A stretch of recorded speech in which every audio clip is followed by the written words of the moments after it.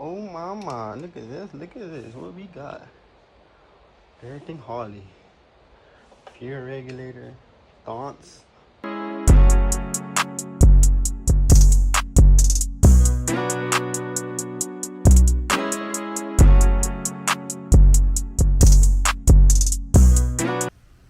Here we are, back from the tuner.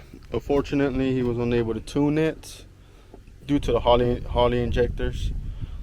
The data format is different on that than the GM ones, so no need. Well, that won't work with the PCM basically. So for that to work, I have to get like a Holley computer setup. So and I'm not going that route. That's gonna defeat the purpose of this, the 0411 swap. For now, this setup I'm gonna keep it original, and this is probably the max I'm gonna do with it, and then from there just get a paint job and all that. But yeah, so I got new GM rated injectors. These are 36 pounds at 43. Those are 30 pounds at 43. Those are smaller, but those flow more efficiently. But I had to get these and the connectors, adapters, from EV6 connections to EV1. So we got that set up. I also got to fix my TPS sensor, but it's adjustable, so I can zero it out. The tuner did tell me that it's not at 0%. It's a little over.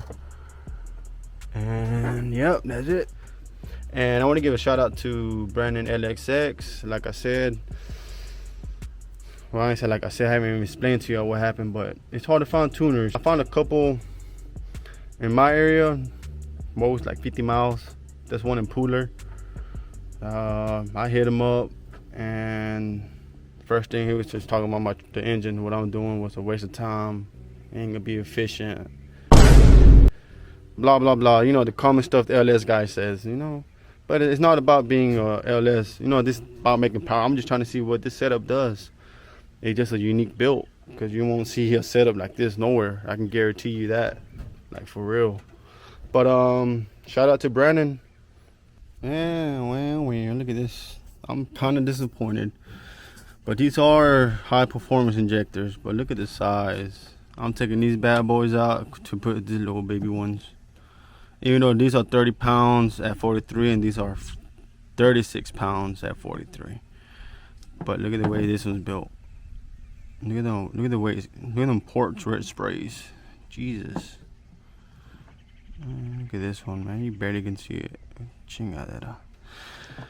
It is what it is, I guess. Now I see why you need a dang Holley system to control these bad boys. Look at the little baby ones. But yeah, I gotta put these in, and I guess I'll save these for the Malone over here. For the, I guess that one's gonna have the Terminator X system powering with these injectors. Damn.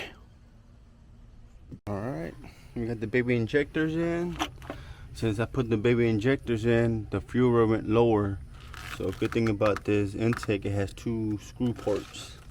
One for big injectors, one for little injectors. But the bad part is, for some reason, the bottom bolts on, but this bracket that comes with two styles doesn't bolt on to the back of this. The fuel rod has some threads. I guess I'm gonna have to, later on, I'm gonna just make some custom brackets for this. So far it's tight. That bolt in the middle is holding it real good. But I am gonna work on that. And I also had to move my gauge. I did have it right here, but it was hitting this.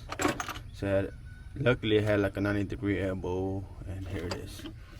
So now I'm working on my fuel rail from here to there. I had to extend it longer since, like I said, this dropped. And there's no need for this, to be honest, but the spacer, because usually I had to get the spacer because the big injectors. Well, you know what time it is. It's time to get the tuning.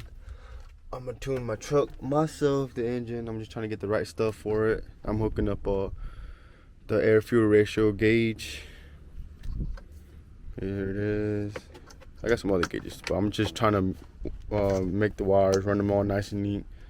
They look pretty nice, organized, not all bundled up, pelados and stuff. But we're putting this in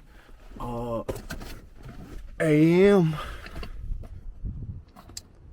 So from there I can hook this up hook up the wideband to a Pro Link that I got with HP tuners, and I can read the air fuel mixture on the laptop.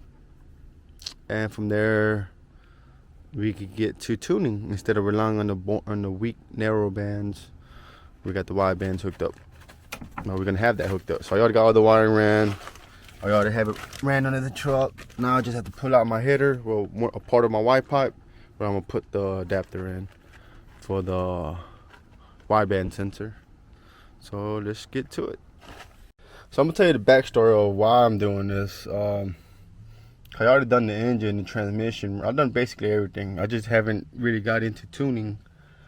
I can do the basic stuff like shift points, putting in the wheel diameter and stuff to get the miles per hour reading right. Basic stuff like that. But when it comes to the engine, the timing, turning up the fuel, stuff like that, I've never really messed with it. But I've been doing research, and having this sensor or having this wideband is a big deal, just so you can actually tune it accurately. So that's why I got that. I'm getting that hooked up to it. I took it to a place to get dyno tune at, what's it called, Motor Sports. Never again I'm taking it there. It was there for 3.5 weeks. No communication. I have no paperwork. I don't know how much power it's making. He couldn't fix the idle. He said he put me some fuel map tune in it, and I got HP tuners. I don't have my laptop with me, and I scanned it, and the file tune is exactly the same the way I left it. So he done nothing to it, but he's charged me $500. He said that's a fair price for all the work he did. And there's one tuner near me where I'm at. Each time, so far, all the times I took my truck to him, he's been able to make it work. So give a shout out to Brandon LSX Performance. He does that for a living. I just do this stuff for myself. I don't want to do it for people. I just don't got time to deal with people. But hey, we're gonna start learning. No more relying on folks. I'm just tired of relying on people and nothing gets done. But we're gonna get it done. Manos. Okay. Thank you. Alright, so we got the wide pipe out. One side slips off, which is good. Here's one of the old 2 sensors, and I plan on putting the wideband sensor right here. Kind of offset from this one, so this one won't be blocked. You can still get some readings. And this one will be right there. Supposedly they say it's better to have this closer. The closer the better. I didn't want to have it all the way at the end, because sometimes this does be leaking, so I won't get the right readings. So I'm gonna just put it right there. You working on your car, Emma? I think they're already done. Alright. But this is what we got. It's nice bits, pretty badass. It's a carbine hole cutter kit. That's the kit right here. Action. And there it is. It needs to be welded. So they're not in line, like I said. I kind of want them to be offset of each other, so one won't be blocking the other. Well, this one won't be blocking that one. I still want these to be working, but now this is gonna be reading, the other one's gonna be reading, and this wideband is gonna be reading, just to get a accurate tune, get everything dialed in like the way it needs to be. But yep. Now I just need to find someone that knows how to weld, because I don't have a welder, and I really don't have no knowledge, no experience in welding. But I realized the stock fuel pump on my truck is not good. It's not keeping up. It's not keeping a consistent fuel pressure. Most people will just upgrade the pump. You could just buy an upgraded pump and interchange it with the stock fuel pump. But I just decided to get the whole assembly, because on my older pump, the level unit's messed up, so I just got all this. So this is what comes in the box. It came with the ports, the vent, the out, and the return. Here's the seals, top. Here's the vent. I'm gonna have to reduce that to like a 1/4 inch line. Here's the fuel lines, where the fuel line connects. These are -6 AN fittings. which the truck has push connect fittings. So, but this is what I got. Dash 6 AN adapters by Quick Connect. We got this also to pull out the line. A 4-prong connector. That's all you need basically for this pump. That I'm supposed to link for all this, but this is the main things right here, so you can hook up the, so you won't have to do any modifications to the fuel line. I think one is 5/16 and the other one is 3/8. So that's what you need. I'm gonna solder in the connectors right now, and I'm gonna show y'all what the truck does with the current fuel pump, so y'all can kind of get an idea of what I'm talking about. It's at 59 PSI right now, and the throttle response is pretty decent. It kind of is sluggish because when I give it gas, the pressure drops. So it's not really a consistent pressure. That's why it kind of bogs down a little at 59 PSI. Let's go look at the pressure drop. And when it gets hot, it drops from 59 to 40, which is not good. But just right now, looking at it, it's at 59, just watch it drop.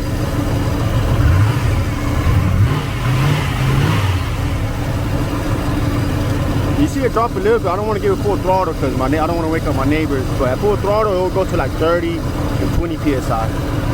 And that's what I'm trying to fix. And also the fuel pump is old. Once it gets hot, like I said, it's going to go down to 40. And it starts performing sluggish. So we're going to fix that.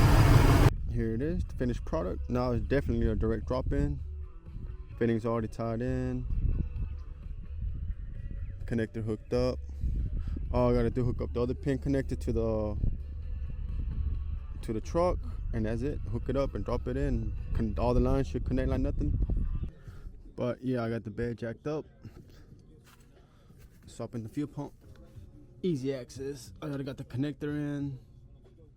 So basically I just pop it in. That's it. So that's what we're gonna do. Let's go. Well, bad news. Turns out this housing is small, even though it says 498. So I decided to use the stock pump.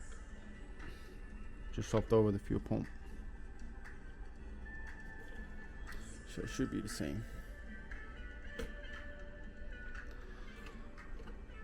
Yeah, I don't know what happened here. This is small. The housing. It slides right inside the fuel tank. What the heck, man? And it says for my year. Some of the stuff I go through, but we had a plan B. I got that for a deal. Basically, it's the same price if I was just to buy the fuel pump. I paid like $200 for that. So I didn't lost nothing really. But basically, if I just bought the pump itself, which is in there, this costs like $400 the unit. But I got it on a deal. That deal. All right. Let me show you the problem. Here's the new pump I was gonna put in. I'll take the pump off. Look at that. It goes right in there. So I'm not sure what the heck happened in there. Overall, wasting my time plumbing the other one for nothing. But it is what it is. That's mechanic life. All right, new fuel pump, and I also replumbed the fuel lines, and it has a little tune, so it should be pretty good.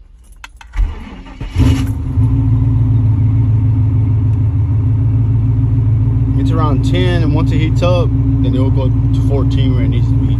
But let's check out the fuel lines and the fuel pressure.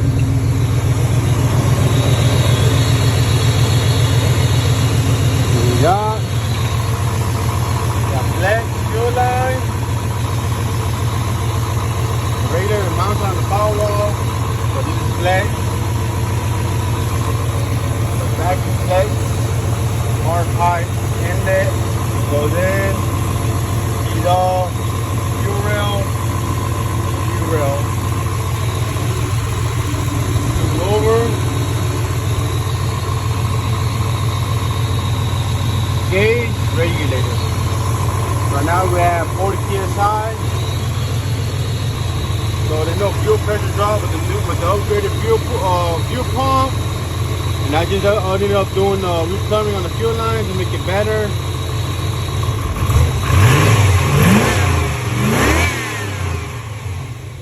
It doesn't drop. So we're good on this. Time for a tune.